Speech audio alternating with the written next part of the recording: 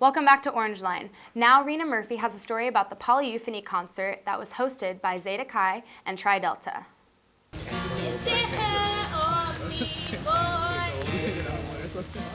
Zeta Chi held their annual Polyeuphony concert on Saturday, April 24th. Even with rainy weather, musicians like Brytani Arnberger came out to support the event and performed several songs. I think it turned out pretty well, considering there were a whole bunch of other things going on at the same time, and the rain, and I think that there were quite a few people there, considering it wasn't nice outside. Other local and Baker musicians performed throughout the day. All donations were given to the organization Charity Water, which helps build wells in countries that are affected by natural disasters. They not just go and drill the wells, they teach the locals how to drill the wells and how to upkeep them. So it's really a very much of a teach someone to run their own well kind of thing. This year, Zeta Chi teamed up with Delta Delta Delta to put on the benefit concert, and they hope to continue their partnership in the future. And we're hoping to continue that for the next couple of years and start building on from our success this year. Just keep getting better. Even with the wet weather, Polyeuphony was still able to raise money and awareness for Charity Water. I'm Reina Murphy reporting for KNBU TV. Thanks for that, Reina. Greek Week wrapped up on Sunday with the Greek Awards held in Rice Auditorium. The overall Greek Week winners were the Zeta Tau Alpha and Kappa Sigma chapters. There were other Greek awards given out, such as Presidents of the Year, which went to Zeta Tau Alpha's Caitlin Brewer and Delta Tau Delta's Jeff Skillman. Greek Woman of the Year is Zeta Tau Alpha's Allie Lewis, and Greek Man of the Year went to Sigma Phi Epsilon's Zach Rocky. The 5-star chapter award was also announced. Delta Delta Delta and Delta Tau Delta were the recipients for this award.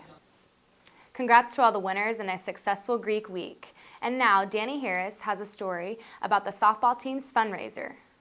This past Saturday, the Baker softball team held its second annual spaghetti dinner. Head softball coach Matt Windle says the fundraising event was very successful. We had quite a few people there. Things went smoothly. The girls all enjoyed it, and I think everybody that was there enjoyed it, and it was an easy fundraiser. The softball team raised approximately $1,000 and had an attendance of about 200 people.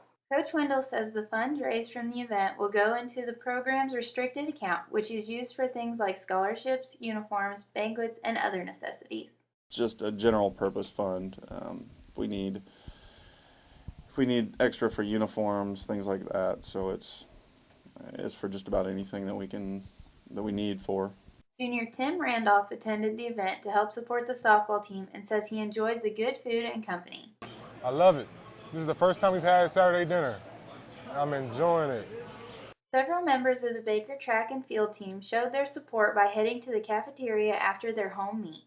Sophomore Stephanie Rusnak enjoyed her favorite meal after she competed on Saturday. I like it because spaghetti is my favorite food, and also in the sorority, Tri Delta, and it's sponsoring my sisters as well. Coach Windle considers Johnny's Tavern their title sponsor, as the restaurant provided a generous donation to pay for the spaghetti. This has been Dannie Harris, KNBU TV. Thanks for that, Dannie. And now for this week's sports chat, Alix Schiraldi and Mary Loveland are at Liston Stadium to give us an update on this week's sports. Hi, welcome to this week's Sports Chat. I'm Mary Loveland. And I'm Alix Schiraldi. This week we're on location at Liston Stadium, and we're going to start the show off with a little recap of track and field. This past weekend, Baker University held their Wildcat Open, where 8 schools attended, including Baker.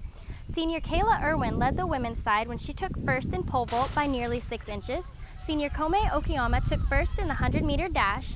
Freshman Eric Larson took first in the mile, and freshman Jeremiah May took first in the javelin throw by nearly 5 meters. This weekend, the Wildcats are headed up to Benedictine College for their conference championships. Alex, tell me a little bit about golf. Well, the women took first at the BU Invitational this past week in Lawrence. Unfortunately, the tournament was shortened due to rain, but they still managed to take first, so congratulations to them, and congratulations to juniors Danny Weimholt and Chris Yatkin, who led the way for Baker. On the men's side, they unfortunately took 6, but still, freshman Mason Dick managed to lead the Wildcats, shooting an 82 and a 79. So congratulations to both of the golf teams. Mary, can you tell me a little bit about softball and baseball and their upcoming events? Yeah. This week, junior Katie Worley was named Hack Player of the Week for softball. They played against Central Methodist, where Worley led the team by hitting a 3-run home run that gave the Wildcats a 5-0 lead and their ultimate victory. This will lead the Wildcats to their first playoff game in 4 years. On the baseball side of things, the Wildcats played Mid-America Nazarene on Saturday, where they lost 4-0. Their first game was played well, but their second game was postponed for later this week. Senior night is also postponed and moved to Saturday, so go out and support your seniors. The Wildcats are currently tied with Culver Stockton for the last spot in the HAC playoff tournament. Alex, could you tell me a little bit about soccer? Well, this past weekend was our alumni match, and Melanie Benson and Davey Phillips, who are both coaches for the Wildcats, played, but their efforts weren't enough because the men and women's team both managed to pull wins out over the proud alumni. So congratulations to both the men and women's team, and also thank you to the alumni for coming out and watching us. The men's soccer team will finish up with their spring season game on Wednesday, April 28th when they play the Wizards. So we are wishing them good luck, and hopefully next week they will come out with good news and a big win. Make sure to check out the football alumni game this Saturday. We also want to wish the best of luck to all the athletes on their final stretches of the season. I'm Alix Schiraldi. And I'm Mary Loveland. See you next week. Thanks for that, ladies. That wraps up this week's episode of Orangeline. I'm your host, Kelsey Epperson. Be sure to stay tuned next week because it'll be our last episode of the year.